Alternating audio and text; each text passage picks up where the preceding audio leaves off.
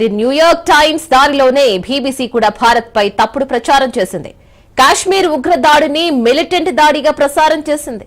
ఉగ్రదాడి తర్వాత పాకిస్తాన్ వీసాలను భారత్ రద్దు చేసింది అనే శీర్షికతో బీబీసీ కథనం ప్రచురించింది.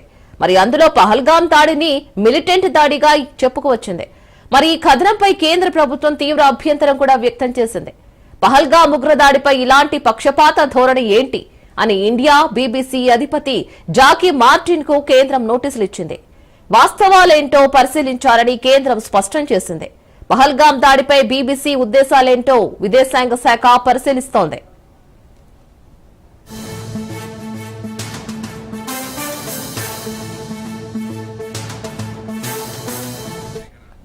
ఇప్పటికే ది న్యూయార్క్ టైమ్స్ తప్పుడు కథనాన్ని ప్రచురించింది. ఉగ్రదాడిని మిలిటెంట్ దాడిగా ప్రచారానికి పరిచయం చేసింది ప్రపంచానికి. మరి ఏప్రిల్ 22న పహల్గాంలో పట్టపగలు ఉగ్రమూకలు విచక్షణారహితంగా కాల్పులకు తెగబడి 26 మందిని హతమార్చారు.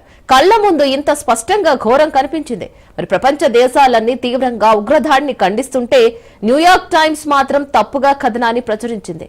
ఈ కథనాన్ని అమెరికా విదేశాంగ శాఖ తీవ్రంగా ఖండించింది.